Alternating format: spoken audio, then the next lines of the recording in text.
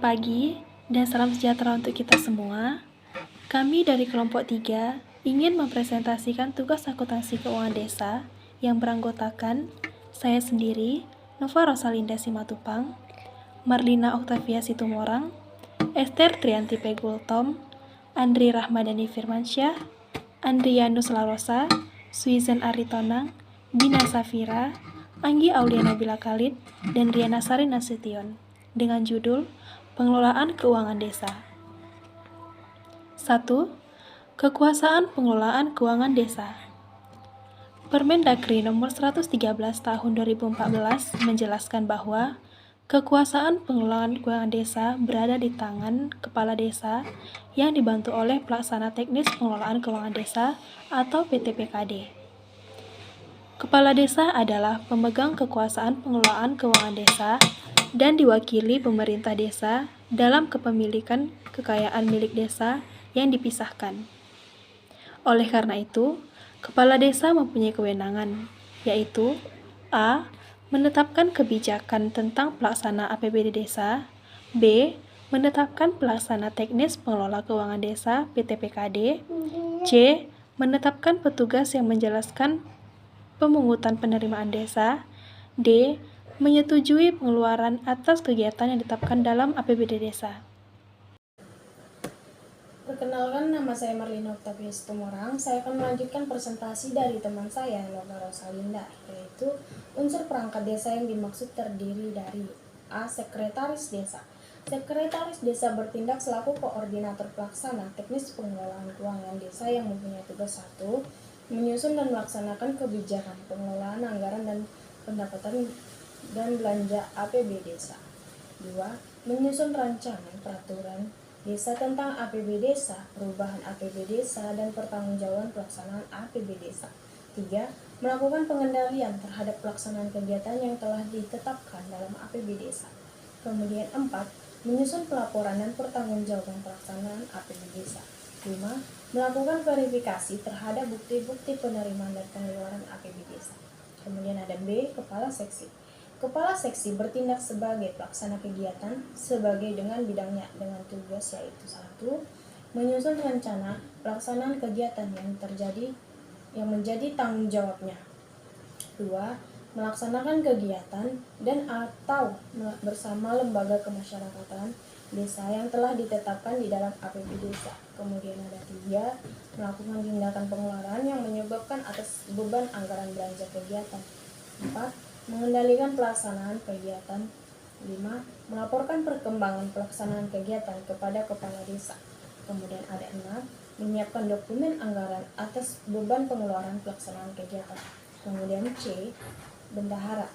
Bendahara dijabat oleh staf pada urusan keuangan. Bendahara mempunyai tugas yaitu menerima, menyimpan, menyetor atau membayar, menatausahakan, dan mempertanggungjawabkan penerimaan pendapatan desa dan pengeluaran pendapatan desa dalam rangka pelaksanaan APBD desa. 2. Kebijakan pelaksanaan APBD desa. Anggaran pendapatan dan belanja desa APBD desa merupakan alat mengorganisasikan aktivitas perolehan pendapatan dan penerimaan pembiayaan serta menjadi landasan belanja dan pengeluaran pembiayaan bagi pemerintah desa untuk suatu periode tertentu. Berikut beberapa kebijakan terkait pelaksanaan APBD desa berdasarkan Permendagri nomor 113 tahun 2014. A. Semua penerimaan dan pengeluaran desa dalam rangka pelaksanaan kewenangan desa dilaksanakan melalui rekening kas desa. B. Khusus bagi desa yang belum memiliki pelayanan perbankan di wilayahnya, maka pengaturannya ditetapkan oleh pemerintah kabupaten atau kota. C.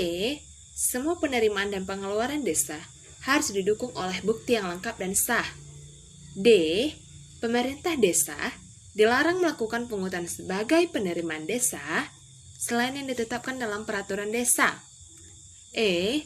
Bendahara dapat menyimpan uang dalam kas desa pada jumlah tertentu dalam rangka memenuhi kebutuhan operasional pemerintah desa yang jumlahnya ditetapkan dalam peraturan bupati atau wali kota. F.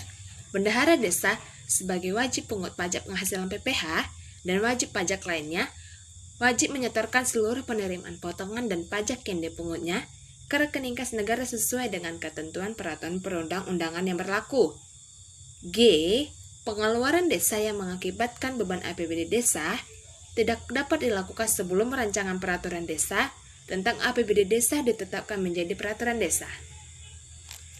Baik, saya Andri Rahmadani akan melanjutkan 3 prosedur pengeluaran kas. Berikut prosedur dan kebijakan pengeluaran kas yang tertuang dalam Pemdagri nomor 113 tahun 2014. A. Pelaksanaan kegiatan mengajukan perdanaan untuk melaksanakan kegiatan harus disertai dengan dokumen antara lain rencana anggaran biaya. B. RAP tersebut harus diverifikasi oleh sekretaris desa dan disahkan oleh kepala desa. C. Pelaksanaan kegiatan bertanggung jawab terhadap tindakan pengeluaran yang menyebabkan atas beban anggaran belanja kegiatan dengan mempergunakan buku membangun kas kegiatan sebagai pertanggungjawaban pelaksanaan desa. D. Berdasarkan RAP ini, pelaksana kegiatan mengajukan surat permintaan pembayaran kepada kepala desa. SPP tidak boleh dilakukan sebelum barang atau jasa diterima. Pengajuan SPP terdiri atas surat permintaan pembayaran, pernyataan tanggung jawab belanja, dan lampiran pembuktian bukti transaksi. G. Dalam pengajuan pelaksanaan pembayaran, sekretaris desa berkewajiban untuk 1. Meneliti kelengkapan permintaan pembayaran yang diajukan oleh pelaksana kegiatan. 2. Menguji kebenaran perhitungan tagihan atas beban APBD desa yang tercantum dalam permintaan pembayaran. 3. Menguji ketersediaan dana untuk kegiatan yang dimaksud. 4. Penolak pengajuan pembayaran oleh pelaksanaan kegiatan apabila tidak memenuhi persyaratan yang ditetapkan. H. Berdasarkan SPP yang telah diverifikasi, sekretaris desa, kepala desa menyetujui permintaan pembayaran dan bendahara melakukan pembayaran. I. Bendahara melakukan pencatatan pengeluaran setelah pembayaran tersebut dilakukan. Baik, dilanjutkan oleh teman saya. Selanjutnya yaitu prosedur penerimaan kas. Secara spesifik, prosedur penerimaan kas yang berasal dari pendapatan transfer pemerintah kabupaten atau kota dalam bentuk dana desa adalah sebagai berikut. Yang A. Alokasi dana desa atau ADD dalam APBD kabupaten atau kota dianggarkan pada badan, dinas, atau kantor pemberdayaan masyarakat desa atau dengan sebutan lain yang memiliki tugas dan fungsi tersebut. Yang B. Pemerintah desa membuka rekening pada bank yang ditunjuk berdasarkan keputusan kepala desa. Kemudian yang C.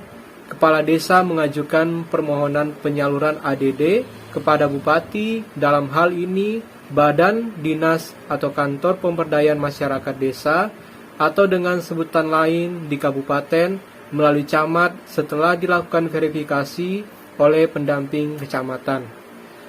Selanjutnya, aspek perpajakan dalam pengelolaan desa. Menurut Permendagri nomor 113 tahun 2014 menyebutkan bahwa bendahara desa sebagai wajib pungut pajak penghasilan atau PPH dan pajak lainnya wajib menyetorkan seluruh penerimaan potongan dan pajak yang dipungutnya ke rekening kas negara sesuai dengan ketentuan perundang-undangan. Oleh karena itu, bendahara desa yang ditunjuk wajib mengerti aspek-aspek perpajakan berdasarkan undang-undang dan peraturan perpajakan yang berlaku. Kewajiban perpajakan yang menjadi tanggung jawab bendahara desa meliputi yang A. Pajak penghasilan atau PPH pasal 21. Pajak penghasilan atau PPH pasal 21 dikenakan sehubungan dengan adanya pembayaran honorium, upah, imbalan lainnya dengan tarif sebagai berikut. Baik, saya Sujan Artonang akan menjelaskan presentasi dari teman saya Andrian Selarosa mengenai tarif PPH pasal 21 yaitu penerimaan imbalan. PNS golongan 4 memiliki NPWP 15% dan tidak memiliki NPWP 18% atau 20% lebih tinggi. PNS golongan 3 memiliki 5% NPWP dan tidak memiliki NPWP 6% atau 20% lebih tinggi. PNS golongan 2 memiliki NPWP 0% dan tidak memiliki NPWP 0%. Non-PNS memiliki NPWP 5% dan tidak memiliki NPWP 6%. Upah tukang dan kuli bangunan yang penghasilannya 300.000 per hari memiliki NPWP 5% dan tidak memiliki NPWP 6%. Contoh perhitungan PPh pasal 21 yaitu 1. Menerima honorium PNS. Bendahara desa menahaji membayar honor kepada Bapak Budi, PTPKD kegiatan rehab atau perbaikan jalan desa atau PNS golongan 4A sebesar 2 juta. Perhitungan PPh pasal 21 adalah 2 juta kali 15% sama dengan 300.000. Yang kedua, penerimaan honorium non-PNS. Bendahara desa menahaji membayar honor kepada Bapak Zaki, PTPKD kegiatan rehab atau perbaikan jalan desa atau non-PNS sebesar 2 juta. Perhitungan PPh pasal 21-nya jika memiliki NPWP adalah 2 juta kali 5% sama dengan 100.000. Jika wajib pajak atau WP yang bersangkutan tidak memiliki NPWP, maka perhitungan PPh pasal 21 adalah 2 juta kali 6% sama dengan 120.000. Mengingat yang menerima bukan PNS, maka tarif yang digunakan untuk pemotongan PPh pasal 21 adalah tarif pasal 17 Undang-Undang Pajak Penghasilan. Baiklah teman-teman, saya akan melanjutkan presentasi dari teman saya, yaitu pajak pertambahan nilai atau PPN. Menurut Undang-Undang Nomor 42 Tahun 2009, dikenakan sehubungan dengan adanya pembayaran atas belanja barang atau jasa kena pajak dengan nilai pembayaran termasuk pajak atau PPN lebih dari 1 juta rupiah. Tarif pajak pertambahan nilai adalah 10% dari dasar pengenaan pajak. Ada beberapa kriteria pembayaran yang tidak dipungut PPN oleh bendahara Bendahara menurut Keputusan Menteri Keuangan Nomor 563 Tahun 2003. Yang pertama, tidak melebihi dari jumlah 1 juta termasuk PPNBM dan merupakan pembayaran yang tidak dipecah-pecah. Yang kedua, BBM dan non-BBM yang penyerahannya dilakukan oleh Pertamina. Yang ketiga, atas jasa angkutan udara yang diserahkan oleh perusahaan Pertamina. Yang keempat, atas penyerahan BKP atau JKP yang menurut perundang-undangan yang berlaku mendapat fasilitas PPN tidak dipungut atau dibebankan dari pengenaan PPN. Dan yang terakhir, makanan dan minuman yang disajikan di hotel, di restoran, rumah makan, warung, dan sejenisnya, termasuk makanan dan minuman yang diserahkan oleh jasa boga atau catering, tidak dikenakan pajak daerah, pajak restoran, dan disetor ke kas daerah. PPh pasal 22 dikenakan sehubungan dengan adanya pembayaran atas belanja barang, misal material, bahan bangunan, konsumsi, air putih mineral, atau makanan ringan, dan lain-lain. Nilai pembayarannya sampai dengan 2 juta jika tidak memiliki NPWP, tidak dipungut. Apabila memiliki NPWP, tidak dipungut juga. Lebih dari 2 juta yang memiliki NPWP 1,5% dari dasar pengenaan pajak sebelum PPN. Tidak memiliki NPWP 3% sampai 100% lebih tinggi dari dasar pengenaan pajak sebelum PPN. Pajak penghasilan PPh pasal 23 dikenakan sehubungan dengan adanya pembayaran atas belanja jasa, misal sewa kendaraan atau peralatan, servis, perbaikan, catering kepada wajib pajak badan. Jika penyedia jasa adalah WP perseorangan, maka dikenakan PPh pasal 21. Dikecualikan dari pemungutan pajak yang mempunyai SKB, surat keterangan bebas untuk omset kurang dari 4,8 miliar per tahun. Tarif yang digunakan sebesar 2% dari pembayaran tidak termasuk PPN. PPh pasal 23 dipotong pada saat pembayaran dengan membukti potong PPB pasal 23. Baiklah, saya Riana Sari akan melanjutkan penjelasan berikutnya. Contoh perhitungan PPh dan PPN.